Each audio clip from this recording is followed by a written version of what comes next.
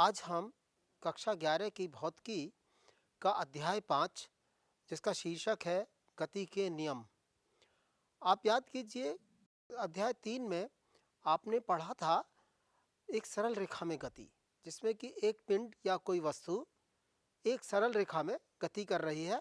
तो वो उसको किस तरह से गति करेगी, आगे किस तरह से वो किस समय पर किस जगह पर पहुंचेगी, इसके बारे में हमने चर्चा की थी। अध्याय 3 में हम एक सरल रेखा से आगे बढ़कर एक समतल में गति पर पहुंच गए थे, और वो समतल का गति मतलब जिसे द्विविमीय या टू डायमेंशनल कहते हैं, उसी का जनरलाइजेशन हम त्रिविमीय या थ्री डायमेंशन में कर सकते हैं। इस तरह की बातों पर हमने चर्चा की थी। याद कीजिए हमने प्रोजेक्टाइल मोशन कराया था, उसमें आखिर में प्रोजेक्टाइल मोशन किया था, जिसको कि बड़ी आसानी से आप द्विविमीय या त्रिविमीय दिशाओं में कर सकते हैं। तो आज हम जो बात कर रहे हैं ये गति के नियम, ये अध्याय है, ये हम 4 एपिसोड्स में बात करेंगे। और इस चैप्टर में, इस अध्याय में मुख्यतः आपके पास टॉपिक्स है वो है गति के नियम। गति के नियम आपने कक्षा 9 में भी पढ़े हैं, ध्यान कीजिए। गति का पहला नियम, गति का दूसरा नियम, गति का तीसरा नियम। हम इन तीनों नियमों के बारे में बहुत ही विस्तृत रूप से चर्चा करेंगे यहाँ पर, जो कि कक्षा 9 में जो आपने पढ़ा है उससे आगे की बात हम करेंगे। उनको जो कक्षा 9 में पढ़ा था उसको तो हम साथ साथ लेंगे ही, परंतु उसके आगे जाएंगे। फिर हम संवेग संरक्षण, आपने ध्यान होगा कि कक्षा 9 में भी आपने पढ़ा था कि संरक्षण के 2 बेसिक नियम हैं, 2 मूलतः नियम है, उसमें एक संवेग और एक ऊर्जा। हम ऊर्जा संरक्षण की बात अभी नहीं करेंगे, बल्कि इस अध्याय में हम आपके साथ संवेग संरक्षण की बात करेंगे। फिर इसके बाद किसी भी पिंड, कोई भी पिंड है गति कर रहा है या पर कहीं पर रखा हुआ है, तो कब वो इक्विलिब्रियम या साम्यावस्था में होगा, उस साम्यावस्था की किस तरह से साम्यावस्था में रह सकता है। आपने देखा होगा, आपसे अक्सर बात की होगी लोगों ने, कि अगर ठीक से रखा जाए तो एक अंडे के ऊपर एक एलिफेंट, एक हाथी खड़ा हो सकता है, या एक बहुत छोटी सी पिन पर कोई बहुत बड़ी वस्तु रह सकती है। तो ये एक साम्यावस्था की चीज़ें हैं। आप कभी झुक कर के देखते, आप एक सीमा से ज़्यादा नहीं झुक पाते हैं। तो इस तरह की जो समस्याएं हैं, इस तरह के जो अनुप्रयोग हैं, ये साम्यावस्था के हैं। तो पिंड की साम्यावस्था के ऊपर हम चर्चा करेंगे इस अध्याय में। और फिर यांत्रिकी में कुछ सामान्य बल, यांत्रिकी में किस तरह से बल लगते हैं, बहुत सारे आप देखेंगे टेंशन फोर्सेज आते हैं, तनाव बल, और फ्री बॉडी डायग्राम्स हम खींचते हैं, तो उनकी प्रॉब्लम्स को किस तरह से सॉल्व कर सकते हैं, हम उन सब के ऊपर चर्चा की गई है इस अध्याय में। और फिर उसके बाद में वर्तुल गति, जिसे वृत्तीय गति भी कहते हैं।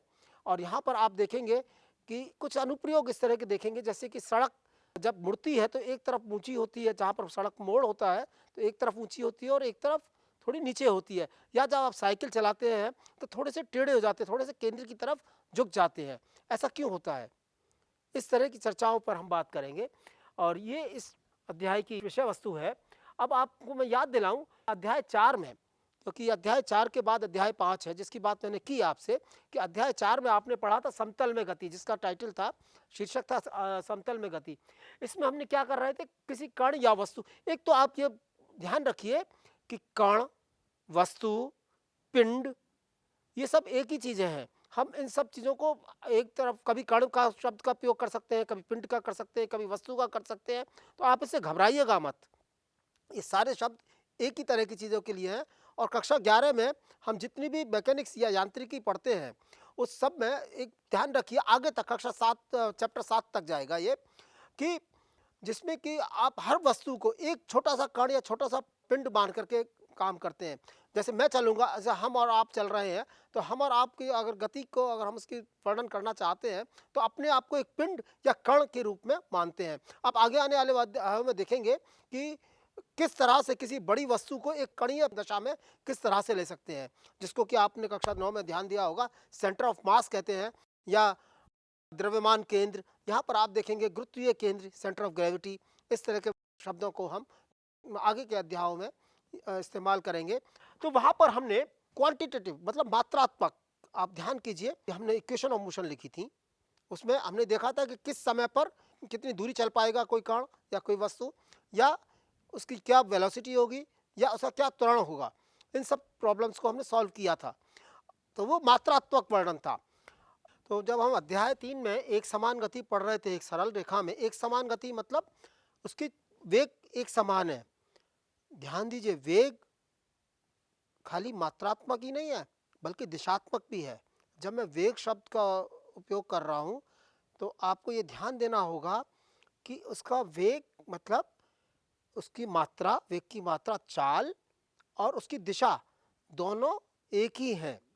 आप जानते हैं कि जब दिशा बदलती है, मान लीजिए जब वर्तुल गति है तो वहाँ पर अभिकेंद्रीय बल और अपकेंद्रीय बल कार्य करते हैं। मैं उस स्थिति की बात नहीं कर रहा हूँ, वहाँ पर एक समान गति नहीं है वो वर्तुल गति। तो जहाँ एक समान गति मतलब जहाँ पर एक रेखा में गति है, तो उसको वहाँ पर हमें गति को एक्सप्लेन करने के लिए सिर्फ वेग और समय चाहिए और कुछ नहीं चाहिए। जब हम असमान गति की बात कर रहे थे तब वहाँ पर हमें देखा कि वहाँ पर एक बल की ज़रूरत है, एक त्वरण की ज़रूरत है। दिशा बदल रही है, जैसा मैंने अभी बताया कि जब दिशा बदल रही है तो अवकेंद्रीय बल या अपकेंद्रीय बलों की ज़रूरत है। या किसी चीज़ का वेग बदल रहा है, बढ़ रहा है या घट रहा है, बढ़ रहा है तो त्वरण और अगर घट रहा है तो मंदन, अंग्रेजी में जिसे एक्सेलरेशन और डिसेलरेशन कहते हैं। इनकी ज़रूरत होती है इनको एक्सप्लेन करने की। तो असमान गति में अगर त्वरण है तो त्वरण का कारण क्या है कि वहाँ पर कोई बल कार्य कर रहा होगा, कोई बल होगा, त्वरण लगाने का गति। तो गति का कारण क्या है, जैसे हम देखें यहाँ पर, देखें कुछ उदाहरण देखेंगे गति के कारण क्या है जहाँ गति वेग बदल रहे हैं। मान लीजिए कोई खिलाड़ी फुटबॉल का गेंद खेल रहा है और इस फुटबॉल में वो एक क्षण के लिए एक फोर्स लगाएगा। अगले आने वाली स्लाइड में हम इसको और अच्छी तरह से दिखाएंगे।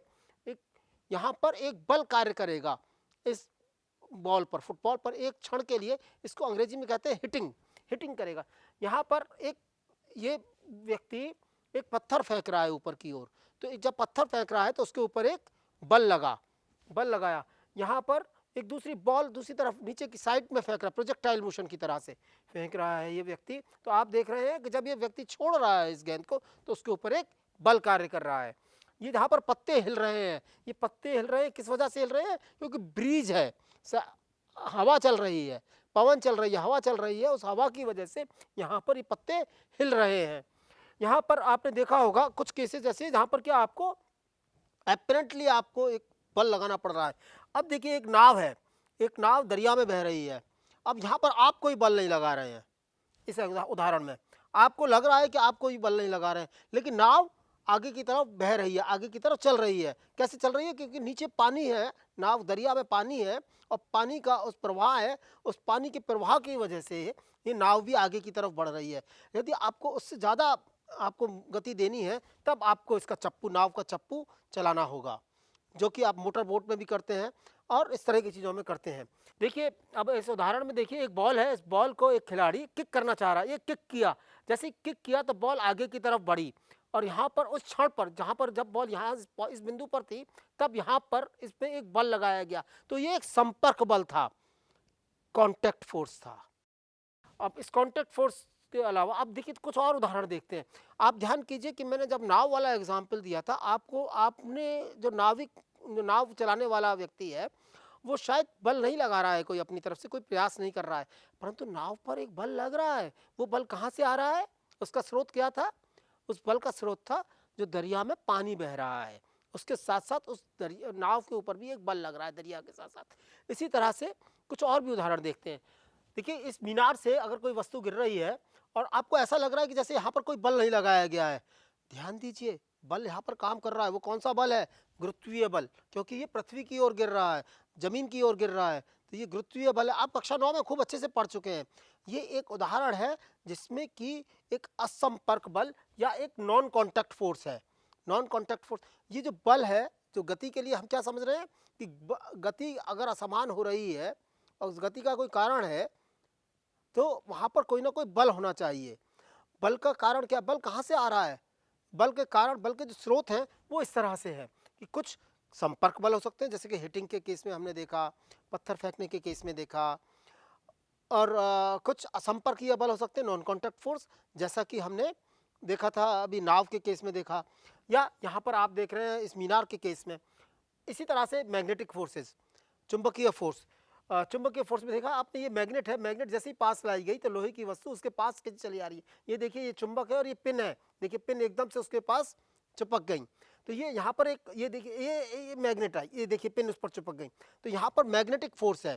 पहले इस केस में गुरुत्वीय फोर्स है, इस केस में मैग्नेटिक फोर्स है। तो कुछ फोर्सेस ये कांटेक्ट फोर्सेस और नॉन कांटेक्ट फोर्सेस हो सकते हैं।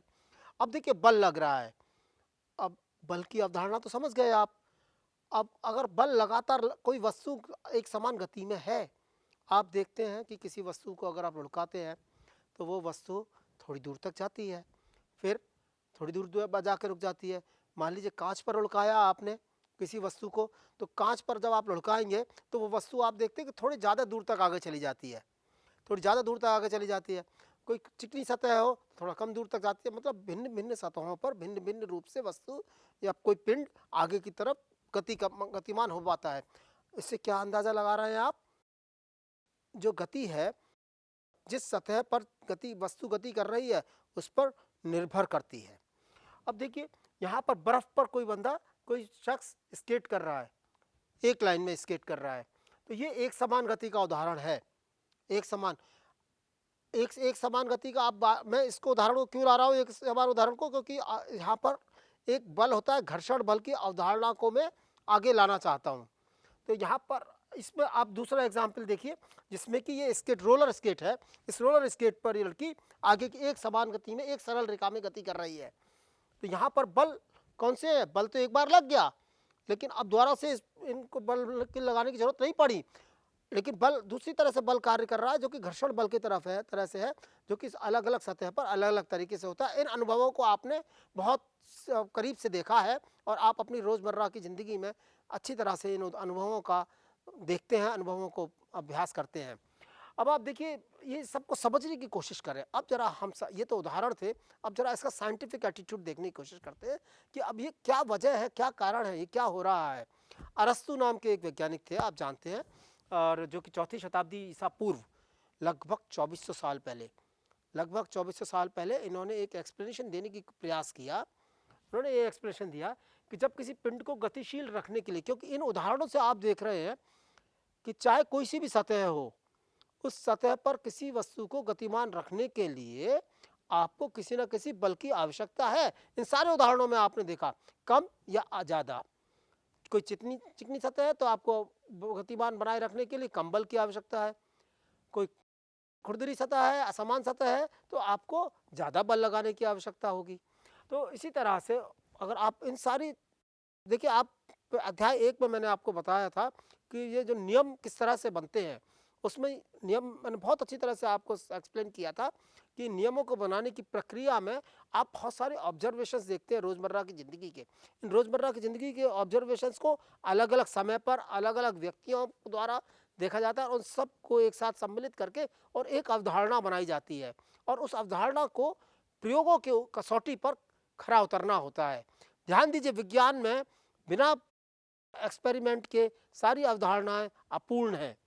जब तक कोई भी अवधारणा प्रयोग की कसौटी पर खरी नहीं उतरेगी, तब तक वो नियम नहीं बन सकती।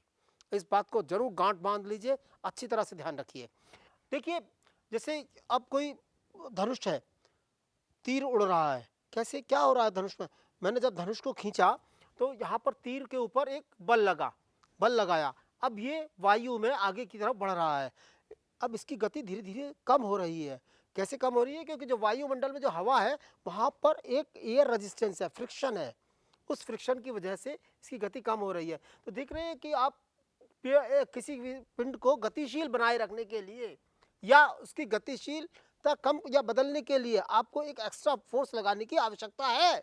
नहीं तो वो अरस्तु ने क्या सोचा इन उदाहरणों से, क्योंकि अरस्तु के समय में घर्षण बल की अवधारणा नहीं थी, तो वो उन्होंने इससे अंदाजा लगाया कि किसी भी वस्तु को एक समान गति से बनाए रखना है तो वहाँ पर हमें एक एक्स्ट्रा फोर्स लगातार देना ही पड़ेगा।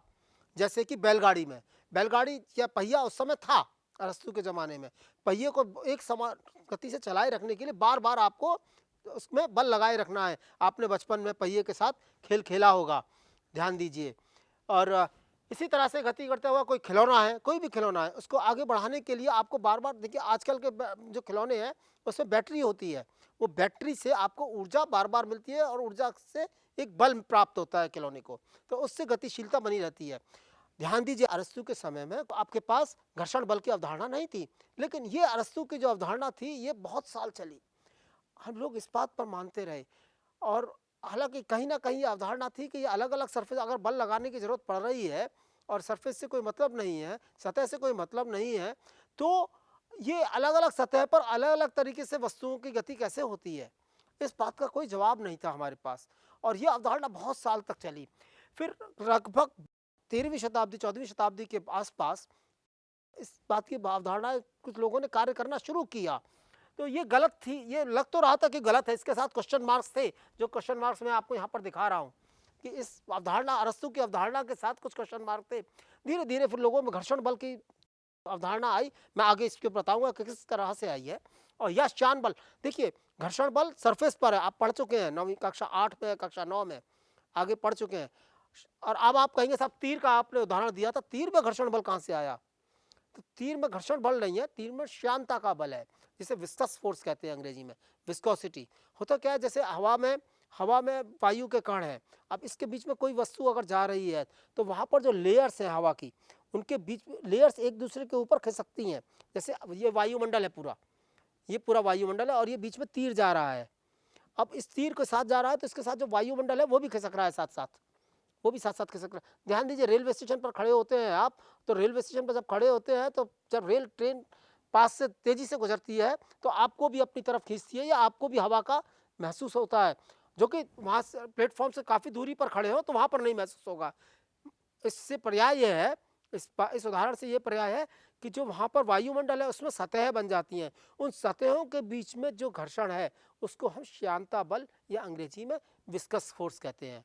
आप इस विस्कस फोर्स के बारे में मैकेनिक्स ऑफ फ्लूइड्स या द्रव्य की यांत्रिकी में बहुत डिटेल से पढ़ेंगे, जो कि चैप्टर 10 है आपके अध्याय में, आपके 10वां चैप्टर है। इससे अर्थ ये निकलता है कि यदि घर्षण बल शून्य है, कोई घर्षण शून्य, ये मैं भी आपको बताऊंगा किस तरह से हमने प्रूव किया। मैंने आपको बार बार कह रहा हूं कि विज्ञान में ये बहुत ज़रूरी है, कोई भी अवधारणा को नियम बनाने के लिए, अवधारणा को मूलभूत करने के लिए, कि वो प्रयोग की कसौटी पर खरा उतरे। बिना प्रयोग की कसौटी पर खरा उतरे कोई भी अवधारणा पूरी नहीं हो सकती, पूर्ण नहीं हो सकती। तो घर्षण बल शून्य है तो वस्तु पर नेट बल शून्य है, कोई बल काम नहीं कर रहा। जैसे स्केट का जो एग्जाम्पल मैंने दिया था, अभी जो बर्फ पर चल रहा था स्केट, वहां पर घर्षण बल बहुत ही कम है, तो एक हल्का सा फोर्स देने, शुरू में देने जो हल्का सा फोर्स दिया, फिर जो स्केटर है वो काफी दूर तक बिना किसी एक्स्ट्रा फोर्स लगाए हुए जा सकता है। तो वहां पर घर्षण बल जो है लगभग शून्य है। अब उसे कोई और नेट फोर्स नहीं लगाना पड़ रहा है उस दिशा में जिस दिशा में कि वो गति कर रहा है। जो दूसरा फोर्स है वो ग्रेविटेशनल फोर्स है, वो दूसरी दिशा में है, उससे कंफ्यूज मत करिएगा, उससे परेशान मत होइएगा। तो अब इन उदाहरणों से हमें मालूम पड़ रहा है, इन मॉडर्न उदाहरणों से, डिफरेंट सतह पर यदि घर्षण बल शून्य है तो वस्तु पर कोई नेट बल शून्य होगा और गतिशील बनाने रखने के लिए उसे कोई बल नहीं चाहिए, कोई एक्स्ट्रा बल नहीं चाहिए, ये ध्यान रखिएगा। अब आगे उदाहरणों से देखेंगे हम। ये देखिए, इसी तरह से अरस्तु की बात, जो अरिस्टोटल की बात कहाँ गलत हुई, किस तरह से गलत हुई, ये एक एक्सपेरिमेंट किया गया था पीसा पर। अरस्तु का कहना ये था, ये हालांकि पीसा की मीनार उस समय नहीं थी, उसके बाद का है, लेकिन उसकी अवधारणा को, अरस्तु की अवधारणा को बाद के वैज्ञानिकों ने स्केच किया है। ये स्केच है, ये एग्जैक्ट फोटोग्राफ नहीं है, ये स्केच है, ये अवधारणा, ये थॉट एक्सपेरिमेंट है। साइंस में, फिजिक्स में दिमागी एक्सपेरिमेंट बहुत इंपॉर्टेंट है, ये थॉट एक्सपेरिमेंट है ये एक तरह से। इसमें देखिए अरस्तु की अवधारणा के अनुसार अगर हम चलें, और एक कोई छोटी बॉल जिसका कि द्रव्यमान बहुत कम है, छोटा है, इसका आकार बहुत छोटा है, जिसे कहते हैं cannon ball and rifle ball. Cannon मतलब तोप का गोला, और ये राइफल बंदूक की गोली, छोटी छोटी साइज में। दोनों को अगर एक साथ फेंका जाए तो दोनों अलग अलग समय पर नीचे आने चाहिए। ये एक देखिए, आप देख रहे हैं ओल्ड आइडिया, ये पुराना आइडिया है। ओल्ड आइडिया से मतलब है जो कि एरिस्टोटेलियन, जो कि अरस्तु की अवधारणा पर आधारित है। लेकिन इसके बाद में गैलीलियो गैलीली एक साइंटिस्ट आए, अभी आपके उसमें हम बताएंगे, आपकी पुस्तक में उनके एक चित्र भी दिया है, उनकी बायोग्राफी भी दी गई है, आप उसको जरा ध्यान से देखिएगा कि उन्होंने किस तरह से इन अवधारणा को तोड़ा, जो कि अवधारणाएं पिछले करीब करीब 1500 साल से चली आ रही थी, 1500-1600 साल से चली आ रही थी, और उनको अवधारणाओं को उन्होंने बदलने के लिए क्या क्या कार्य किया और वो किस तरह से वैज्ञानिकता उसकी बनी, गैलीलियो गैलीली के बारे में हम बताएंगे अभी। तो उन्होंने कहा कि देखिए उनकी अवधारणाएं जो थी उसके हिसाब से, अगर राइफल बॉल और कैनन बॉल दोनों को अगर एक साथ फेंका जाए तो दोनों ज़मीन पर एक साथ आएंगी। इस पर कुछ एक्सपेरिमेंट किए गए हैं, मैं अभी आपको उसका दर्शाऊंगा। ट्रू एक्सपेरिमेंट्स किए गए हैं, मैं अभी आपको समझाऊंगा। जिस एक्सपेरिमेंट की मैं बात कर रहा था, ये लीनिंग पावर ऑफ टीसा का एक्सपेरिमेंट है।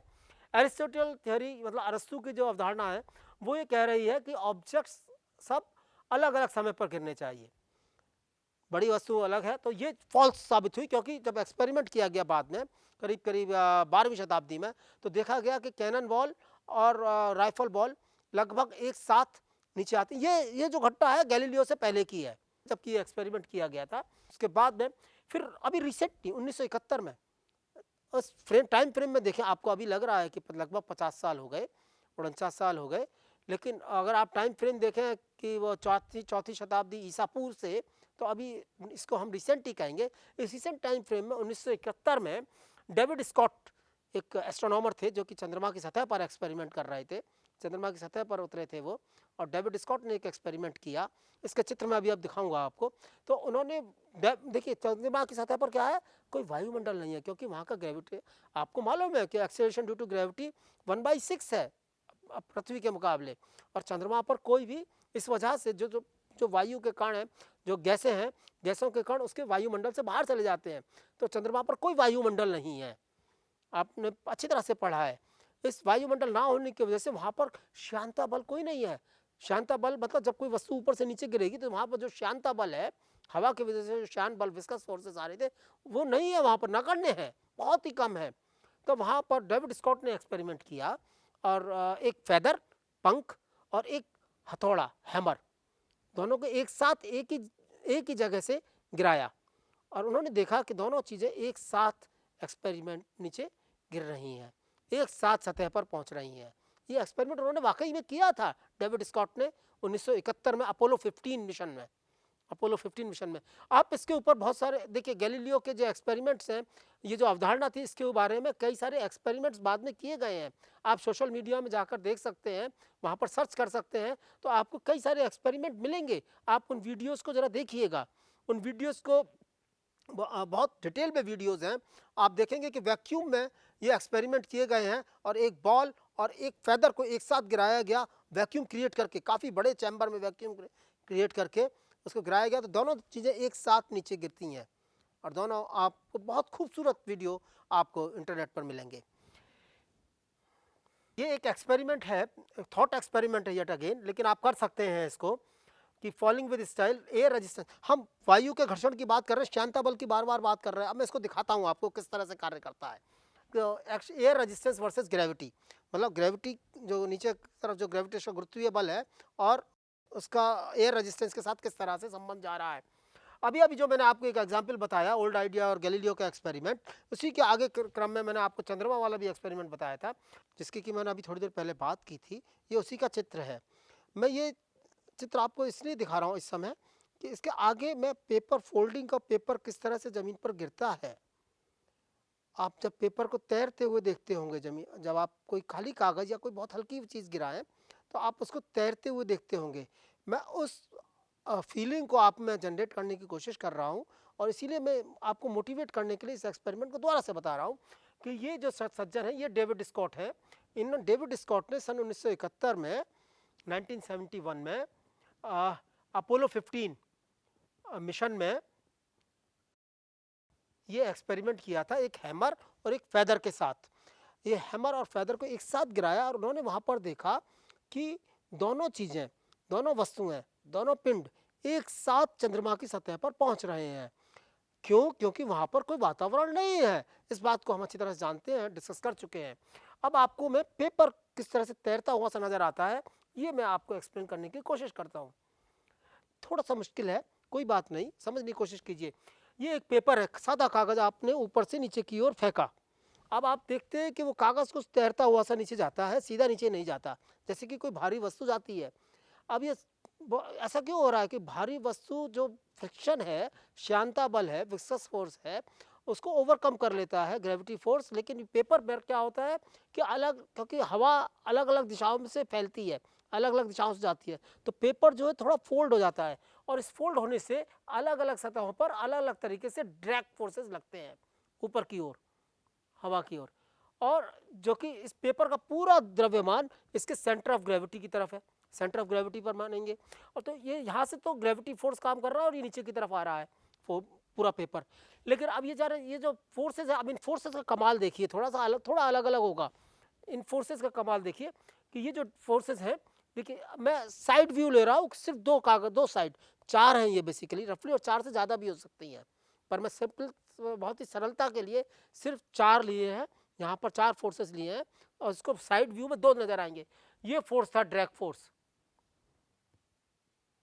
अब आप देख रहे हैं कि ये वर्टिकल फोर्स तो इससे गवर्न हो रहा है ऊपर की तरफ, और ये जो फोर्सेस हैं दूसरे, जो डिकम्पोज किया है इन वेक्टर्स को, इन फोर्सेस को हमने, इन बलों को जो डिकम्पोज किया है, जो तोड़ा है अलग अलग दिशाओं में, एक्स और वाई दिशाओं में, वो अलग अलग दिशाओं में अलग अलग हो जाते हैं। जब अलग अलग हो जाते हैं तो एक तरफ ज़्यादा बल है और एक तरफ कम बल है, तो वो तैरने, एक तरफ हॉरिजॉन्टल दिशा में या क्षैतिज दिशा में भी आगे की तरफ बढ़ने लगता है। अब जब क्षैतिज दिशा में एक तरफ आगे बढ़ता है तो क्या होता है, इन फोर्स की जो दिशाएं हैं, इन बलों की जो दिशाएं फिर से बदल जाती हैं, मालूम पड़ा, एक दूसरी तरफ ज़्यादा और पहली तरफ कम। अब क्या हुआ कि नेट बल जो है वो दूसरी तरफ लगा, तो पेपर जो कागज़ है आपने गिराया, वो कुछ इस तरह से तैरता हुआ नीचे की तरफ गिरता है। सारा का सारा खेल घर्षण बल का है। ये घर्षण बल कहाँ से आ रहा है? एयर रेजिस्टेंस से, एयर से, हवा का, वायुमंडल का, हवा का आ रहा है। अब इस चित्र से आप अच्छी तरह समझ सकते हैं कि इसका सेंटर ऑफ मास खिसक करके दूसरी तरफ आ जाता है। अगर हम यहाँ पर कुछ पिन लगा दें, एक तरफ पिन लगा दें, तो इसका सेंटर ऑफ मास खिसक के उस तरफ आ जाएगा, यहाँ पर आ गया, या जैसे यहाँ पर आया। अब आप इस एक्सपेरिमेंट को करिए तो और तैरता हुआ नजर आएगा आपको। आप जरा इसके साथ खेलिएगा। सिमिलरली अब इसके दो टुकड़े, साइड व्यू है, यहाँ पर ये पिन है, तो आप इसको यहाँ पर अच्छी तरह से समझ पाएंगे। देखिए यहाँ पर ये फोर्सेस, ये जो बल हैं, इन बलों के जो डिकम्पोज, जो दिशाएं हैं, वो अलग अलग मात्राओं में आपको साफ साफ दिख रहे हैं। ये छोटा है, ये बड़ा है, तो ये इसकी जो नेट दिशा होगी क्षैतिज दिशा में आगे की तरफ तैरने लगेगा, आगे की तरफ ये पेपर तैरने लगेगा। तो इस तरह से ये पेपर आएगा। तो दोस्तों आज के इस एपिसोड में इतना ही। और आज आपने देखा कि घर्षण बल की अवधारणा किस तरह से आ रही है, और आपने देखा कि अरिस्टोटल व्यू, अरस्तु का जो व्यू था, अरस्तु का जो विजन था, वो किस तरह से भ्रामक था और अधूरा था। क्योंकि भ्रामक सेंस में कि उन्होंने घर्षण बल की अवधारणा को नहीं जानते थे, उसका उपयोग नहीं कर पाए थे, जो कि गैलीलियो ने बाद में आकर किया, जो कि एक्सपेरिमेंट से भी करीब खरा उतरा। और आगे आने वाले एपिसोड में हम गैलीलियो से शुरू करके, गैलीलियो के एक्सपेरिमेंट्स को शुरू करके, अलग अलग सतहों पर शुरू करके, इस घर्षण बल की अवधारणा से ही शुरू करके हम गति के नियमों की विवेचना करेंगे, और जड़त्व क्या है इस बात को एक्सप्लेन करेंगे अच्छी तरह से। और उसके आगे आने वाले एपिसोडों में हम संवेग संरक्षण और तथा कुछ साम्यावस्था तथा कुछ अनुप्रयोगों की बात करेंगे। धन्यवाद दोस्तों।